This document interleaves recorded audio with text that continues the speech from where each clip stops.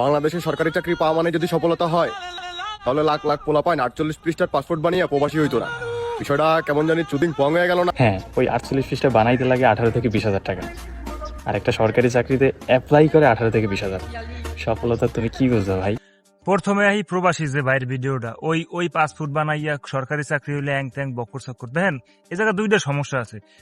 দুইটার মধ্যে একটা হলো যারা প্রবাসে বিদেশে আহে, এরা নিজেরাই অনেক সময় জাহির করতে, অনেক বড় প্রমাণ করতে যাইয়া অনেক বুজুং বাজুং কথাবার্তা করে টিকটক করে। এই ক্ষেত্রে ভাই ওই সরকারি চাকরি অ্যাং ট্যাং, ওইটা তুচ্ছ, ওইটা ভালো না, ওই সেনাবাহিনীটা অ্যাং ট্যাং বালসাল, এগুলো কইয়ে লাভ নাই।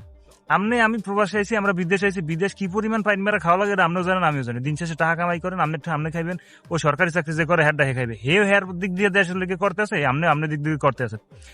আমনেরটাও আপনি করতেছেন, হেডটাও হয়ে করতেছেন। খালি হেয়ার সরকারি চাকরির আমনের কে খোঁচান লাগবে, আর সরকারি এলার কে আমনের প্রবাসীরা খোঁচান লাগবে।